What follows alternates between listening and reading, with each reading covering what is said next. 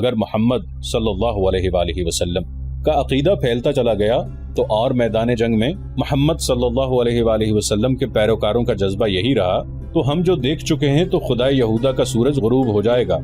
لیکن یہودی لڑنے والی قوم نہیں ہے، خالد نے کہا، وہ میدان جنگ میں ہمارا ساتھ نہیں دے سکتی، مسلمانوں کے لیے وہ میدان جنگ میں زیادہ مہلک ثابت ہوں گے۔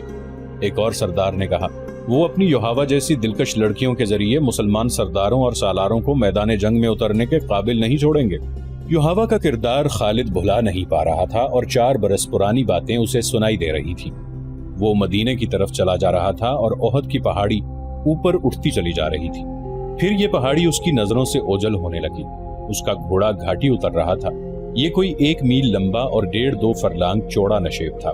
اس میں کہیں کہیں مخروطی ٹیلے کھڑے تھے، یہ ریتلی مٹی کے تھے۔ خالد کو دوڑتے قدموں کی آہٹ سنائی دی۔ اس نے چونک کر ادھر دیکھا، اس کا ہاتھ تلوار کے دستے پر چلا گیا۔ وہ 4-5 غزال تھے جو اس سے نیچے دوڑتے جا رہے تھے۔ کچھ دور جا کر ایک غزال نے دوسرے غزال کے پہلو میں ٹکر ماری، پھر دونوں غزال آمنے سامنے آ گئے اور ان کے سر ٹکرانے لگے۔ دوسرے غزال انہیں دیکھنے رک گئے۔ اتنے خوبصورت جانور آپس میں لڑتے اچھے نہیں لگتے۔ خالد انہیں دیکھتا رہا۔ ایک تماشائی غزال نے خالد کے گھوڑے کو دیکھ لیا، اس نے گردن تانی اور کھر زمین پر مارنے لگا۔ لڑنے والے غزال جہاں تھے وہیں ساقط و جامد ہو گئے اور پھر تمام غزال ایک طرف بھاگ کھڑے ہوئے اور خالد کی نظروں سے اوجھل ہو گئے۔ قریش کے سردار 2 گروہوں میں بٹ گئے تھے۔ ان کی آپس میں دشمنی پیدا نہیں ہوئی تھی، لیکن پیار، محبت، اتحاد والی پہلی سی بات بھی نہیں رہی تھی۔ خالد کو یاد آ رہا تھا کہ سب ابو سفیان کی سرداری اور سالاری کو تسلیم کرتے تھے، لیکن کھچاؤ سا پیدا ہو گیا تھا۔ جب اتحاد کی ضرورت تھی اس وقت اہل قریش نفاق کے راستے پر چل نکلے تھے۔ خالد کو یہ صورتحال سخت ناگوار گزرتی تھی۔ کیا آپ کو معلوم نہیں کہ آپس کا نفاق دشمن کو تقویت دیا کرتا ہے؟ خالد نے ایک روز ابو سفیان سے کہا تھا، کیا آپ نے کبھی سوچا ہے کہ اس نفاق کو اتفاق میں کس طرح بدلا جا سکتا ہے؟ بہت سوچا ہے خالد، ابو سفیان نے اکتائے ہوئے سے لہجے میں کہا تھا، بہت سوچا ہے۔ سب مجھے پہلے کی طرح ملتے ہیں، لیکن میں محسوس کرتا ہوں کہ بعض کے دل صاف نہیں۔ کیا تم کوئی صورت پیدا کر سکتے ہو کہ دلوں سے میل نکالا جائے؟ ہاں، میں نے ایک صورت سوچ رکھی ہے، خالد نے کہا تھا۔ میں یہی تجویز آپ کے سامنے لا رہا تھا۔ جن سرداروں کے دلوں میں میل پیدا ہو گئی ہے، اب وہ سمجھنے لگے ہیں کہ ہم نام کے جنگجو رہ گئے ہیں اور ہم نے مسلمانوں کا ڈر اپنے دلوں میں بٹھا لیا ہے۔ شارجہ نے 6 مسلمانوں کو دھوکہ دے کر اور ان میں سے 2 کو آپ کے ہاتھوں مروا کر ہماری شکل و صورت ہی بدل ڈالی ہے۔ اس کا علاج یہ ہے کہ ہم مدینہ پر حملہ کریں یا مسلمانوں کو کہیں للکاریں اور ثابت کر دیں کہ ہم جنگجو ہیں اور ہم مسلمانوں کو ختم کر کے ہی دم لیں گے۔ ہمارے پاس جواز موجود ہے، ابو سفیان نے کہا تھا۔ میں نے احد کی لڑائی میں آخر میں محمد صلی اللہ علیہ وآلہ وسلم کو للکار کر کہا تھا کہ تم نے بدر میں ہمیں شکست دی تھی، ہم نے احد کی پہاڑی کے دامن میں انتقام لے لیا ہے۔ میں نے محمد سے یہ بھی کہا تھا کہ قریش کے سینوں میں انتقام کی آگ جلتی رہے گی، ہم اگلے سال تمہیں بدر کے مقام پر للکاریں گے۔ ہاں مجھے یاد ہے، خالد نے کہا۔ ادھر سے عمر کی آواز آئی تھی، اس نے کہا تھا کہ ہمارے اللہ نے چاہا تو ہماری اگلی ملاقات بدر کے میدان میں ہی ہوگی۔ آواز تو عمر کی ہی تھی، الفاظ محمد کے تھے۔ ابو سفیان نے کہا، محمد صلی اللہ علیہ وآلہ وسلم بہت زخمی تھے، وہ اونچی آواز میں بول نہیں سکتے تھے۔ میں ان کو پیغام بھیجتا ہوں کہ فلاں دن بدر کے میدان میں آ جاؤ اور اپنے انجام کو پہنچو۔ دونوں نے ایک دن مقرر کر لیا اور فیصلہ کیا کہ کسی یہودی کو مدینہ بھیجا جائے۔ دوسرے ہی دن ابو سفیان نے قریش کے تمام سرداروں کو اپنے ہاں بلایا اور بڑے جوش و خروش کے ساتھ اعلان کیا کہ وہ مسلمانوں کو بدر کے میدان میں للکار رہا ہے۔ قریش یہی خبر سننے کے منتظر تھے، انہیں اپنے عزیزوں کے خون کا انتقام لینا تھا۔ ان کے دلوں میں رسول اللہ صلی اللہ علیہ وآلہ وسلم کی نفرت بارود کی طرح بھری ہوئی تھی، یہ ایک چنگاری کی منتظر تھی۔ وہ کہتے تھے کہ محمد صلی اللہ علیہ وآلہ وسلم نے باپ بیٹے کو اور بھائی بھائی کو ایک دوسرے کا دشمن بنا دیا ہے۔ ابو سفیان کے اس اعلان نے سب کے دل صاف کر دیے اور وہ جنگی تیاریوں کی بات کرنے لگے۔ ایک دانشمند یہودی کو پیغام دیا گیا کہ وہ مدینہ جا کر نبی کریم صلی اللہ علیہ وآلہ وسلم کو دے کر جواب لے آئے۔ خالد کو یاد آ رہا تھا کہ وہ اس روز کس قدر مطمئن اور مسرور تھا۔ قریش کے سرداروں کے دلوں میں جو تقدر پیدا ہو گیا تھا وہ صاف ہو گیا۔ خالد بڑھ ہانکنے والا آدمی نہیں تھا، لیکن اس نے تہیہ کر لیا تھا کہ رسول خدا صلی اللہ علیہ وآلہ وسلم کو اپنے ہاتھوں سے قتل کرے گا۔ نعوذ باللہ۔ یہودی ایلچی جواب لے کر آ گیا۔ رسول اللہ صلی اللہ علیہ وآلہ وسلم نے ابو سفیان کی للکار کو قبول کر لیا تھا۔ لڑائی کا جو دن مقرر ہوا وہ مارچ 626 عیسوی کا ایک دن تھا، لیکن ہوا یوں کہ سردیوں کے موسم میں جتنی بارش ہوا کرتی تھی اس سے بہت کم ہوئی۔ اس کا نتیجہ یہ ہوا کہ یہ موسم تقریباً خشک گزر گیا اور مارچ کے مہینے میں گرمی اتنی زیادہ ہو گئی جتنی اس کے 2-3 ماہ بعد ہوا کرتی تھی۔ ابو سفیان نے اس موسم کو لڑائی کے لیے موزوں نہ سمجھا۔ اس یاد نے خالد کو شرمسار سا کر دیا۔ وجہ یہ ہوئی تھی کہ ابو سفیان موسم کی گرمی کا بہانہ بنا رہا تھا۔ مشہور مورخ ابن سعد لکھتا ہے کہ ابو سفیان نے قریش کے سرداروں کو بلا کر کہا کہ وہ کوچ سے پہلے مسلمانوں کو خوفزدہ کرنا چاہتا ہے۔ اس نے یہودیوں کی خدمات حاصل کی اور انہیں خاصی اجرت دے کر تاجروں کے بھیس میں مدینے بھیجا۔ انہیں ابو سفیان نے یہ کام سونپا تھا کہ وہ مدینے میں یہ افواہ پھیلائیں کہ قریش اتنی زیادہ تعداد میں بدر کے میدان میں آ رہے ہیں جو مسلمانوں نے پہلے کبھی نہیں دیکھی۔ اس مورخ کے مطابق مدینہ میں اس افواہ کو سچ مانا گیا اور مسلمانوں کے چہروں پر اس کے اثرات بھی دیکھے گئے۔ جب رسول کریم صلی اللہ علیہ وآلہ وسلم تک یہ افواہ پہنچی اور یہ اطلاع بھی کہ بعض مسلمانوں پر خوف و ہراس کے اثرات دیکھے گئے ہیں، تو رسول کریم صلی اللہ علیہ وآلہ وسلم نے باہر آ کر لوگوں کو جمع کیا اور اعلان کیا، کیا اللہ کے نام لیوا صرف یہ سن کر ڈر گئے ہیں کہ قریش کی تعداد زیادہ ہوگی؟ کیا اللہ سے ڈرنے والے آج بتوں کے پجاریوں سے ڈر گئے ہیں؟ اگر تم قریش سے اس قدر ڈر گئے ہو کہ ان کی للکار پر تم منہ موڑ گئے ہو تو مجھے قسم ہے خدائے ذوالجلال کی جس نے مجھے رسالت کی ذمہ داری سونپی ہے، میں بدر کے میدان میں اکیلا جاؤں گا۔ رسول خدا صلی اللہ علیہ وآلہ وسلم کچھ اور بھی کہنا چاہتے تھے، لیکن رسالت مآب صلی اللہ علیہ وآلہ وسلم کے شیدائیوں نے نعروں سے آسمان کو ہلا ڈالا۔ یہ سراغ نہ مل سکا کہ افواہ کس نے اڑائی تھی، لیکن رسول اللہ صلی اللہ علیہ وآلہ وسلم کی پکار پر قریش کی پھیلائی ہوئی افواہ کے اثرات زائل ہو گئے اور مسلمان جنگی تیاریوں میں مصروف ہو گئے۔ دن تھوڑے سے رہ گئے تھے۔ کوچ کے وقت مسلمانوں کی تعداد 1500 تھی۔ ان میں صرف 50 گھڑ سوار تھے۔ جن یہودیوں کو افواہ پھیلانے کے لیے مدینے بھیجا گیا تھا انہوں نے واپس آ کر بتایا کہ افواہ نے پہلے پورا کام کیا تھا، لیکن ایک روز محمد صلی اللہ علیہ وآلہ وسلم نے مسلمانوں کو اکٹھا کر کے چند ہی الفاظ کہے تو مسلمان بدر کو کوچ کے لیے تیار ہو گئے۔ ان کی تعداد مدینہ میں ہماری موجودگی تک 1500 تک پہنچ گئی تھی۔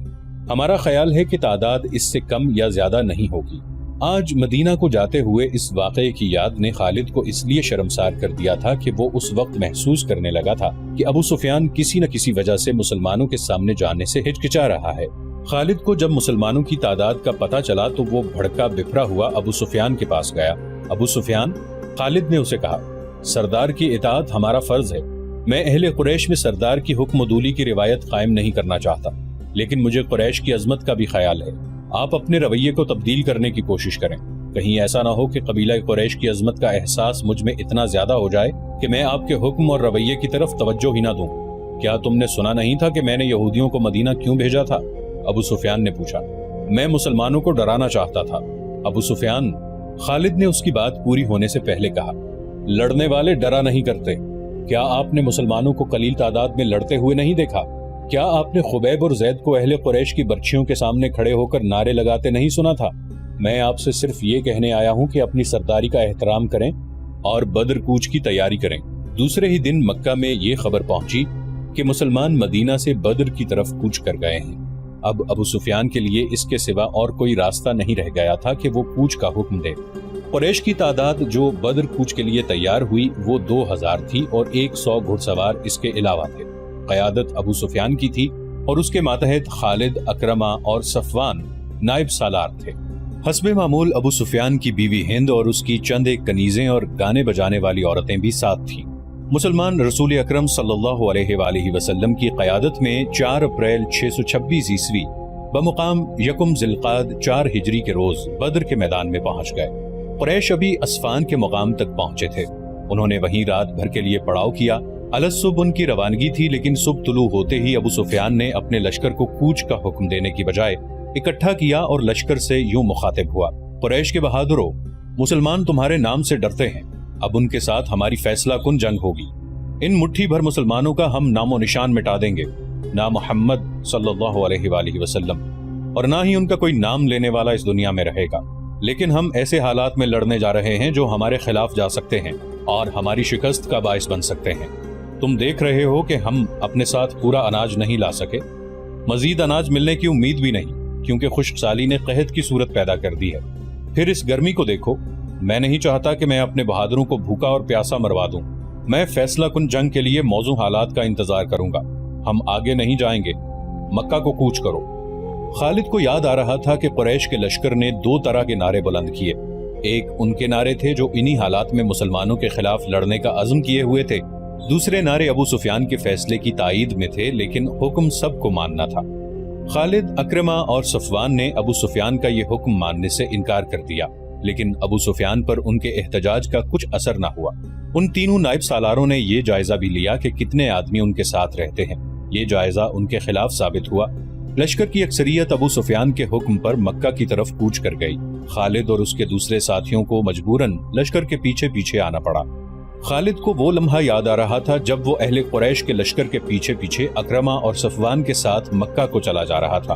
اس کا سر جھکا ہوا تھا۔ یہ تینوں ایک دوسرے کی طرف دیکھ بھی نہیں رہے تھے، جیسے ایک دوسرے سے شرمسار ہوں۔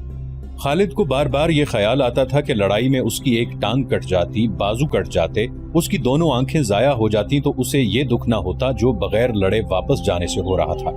اس وقت وہ یہ محسوس کر رہا تھا جیسے اس کی ذات مٹ چکی ہو اور گھوڑے پر اس کی لاش مکہ کو واپس جا رہی ہو۔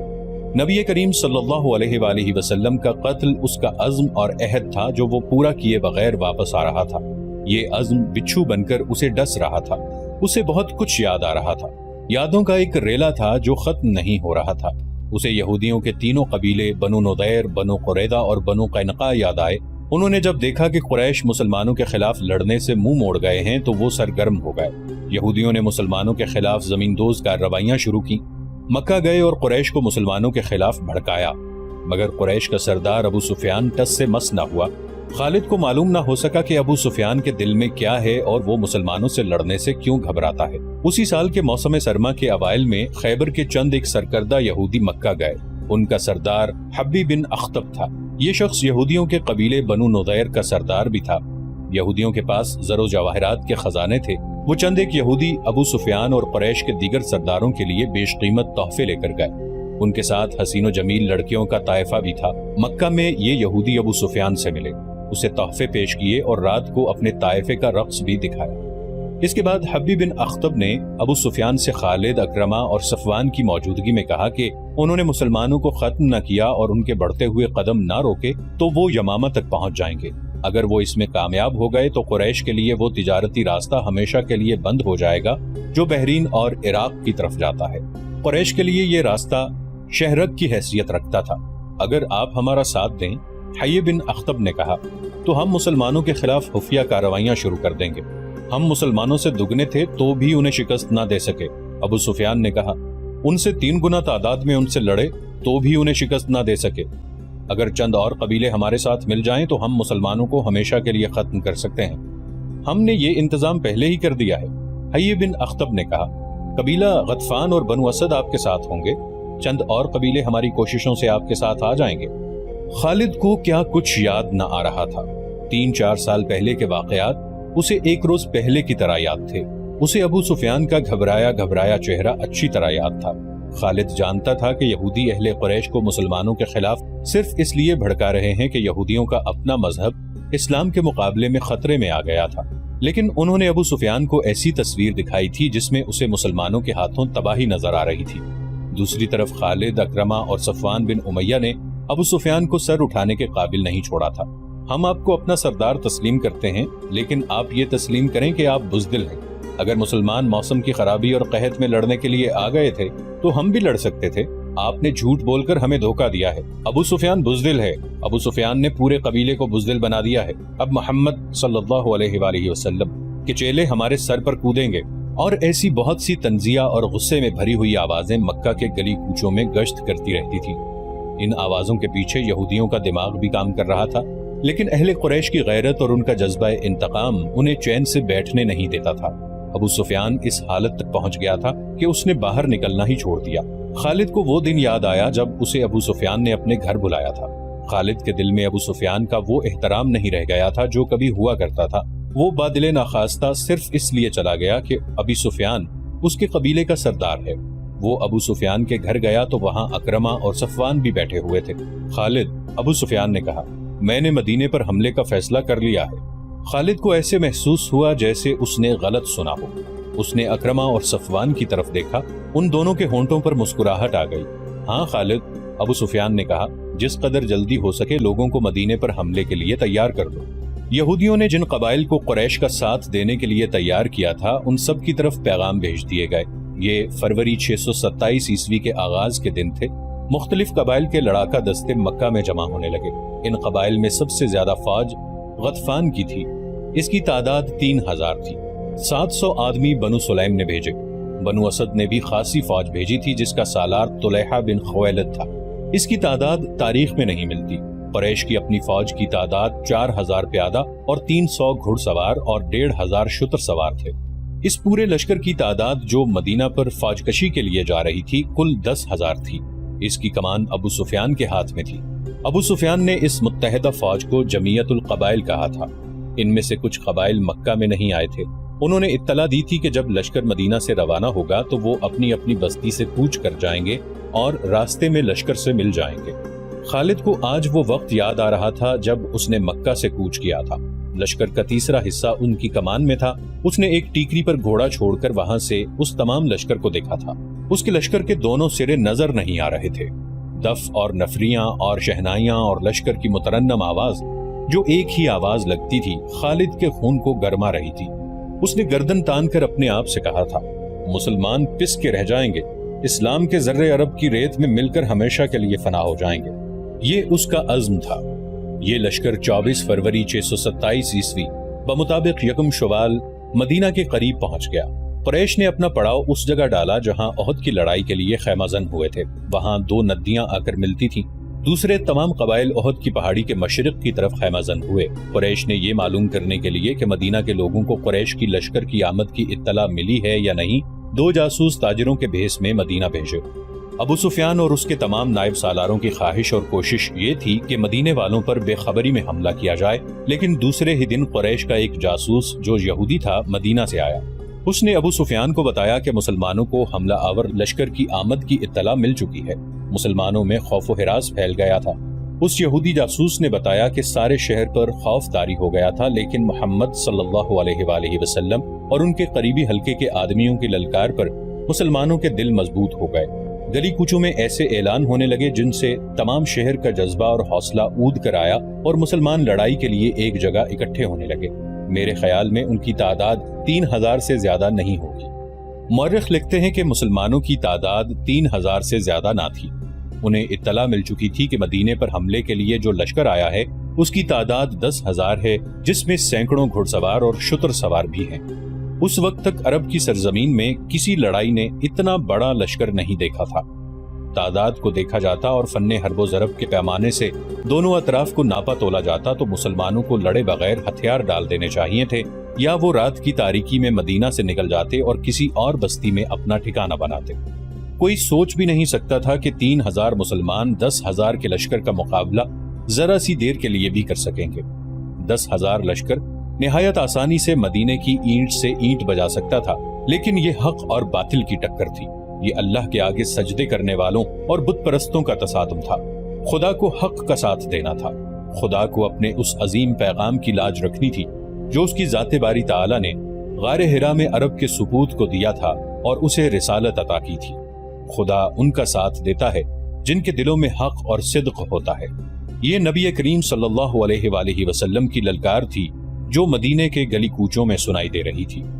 لیکن اے اللہ کی عبادت کرنے والوں، خدا تمہارا ساتھ اسی صورت میں دے گا جب تم دلوں سے خوف و ہراس نکال کر ایک دوسرے کا ساتھ دو گے اور اپنی جانیں اللہ کی راہ میں قربان کرنے کا عزم کرو گے۔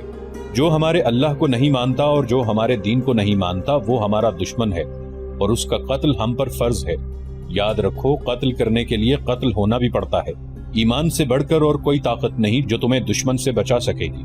تمہیں دفاع مدینے کا نہیں اپنے عقیدے کا کرنا ہے۔ اگر اس عزم سے آگے بڑھو گے تو 10,000 پر غالب آ جاؤ گے۔ خدا سوئے ہوئے یا خوفزدہ انسان کو معجزے نہیں دکھایا کرتا۔ اپنے عقیدے اور اپنی بستی کے دفاع کا معجزہ تمہیں خود دکھانا ہے۔ نبی کریم صلی اللہ علیہ وآلہ وسلم نے مدینے والوں کا حوصلہ اس قدر مضبوط کر دیا تھا کہ وہ اس سے بڑے لشکر کے مقابلے کے لیے بھی تیار ہو گئے، لیکن رسول خدا صلی اللہ علیہ وسلم اس سوچ میں ڈوب گئے تھے کہ اتنے بڑے لشکر سے مدینہ کو بچانا کس طرح ممکن ہو سکتا ہے۔ آپ صلی اللہ علیہ وسلم کو یہ تو پورا یقین تھا کہ خدا حق پرستوں کے ساتھ ہے، لیکن حق پرستوں کو خود بھی کچھ کر کے دکھانا تھا۔ بچاؤ کی کوئی صورت نظر نہیں آ رہی تھی۔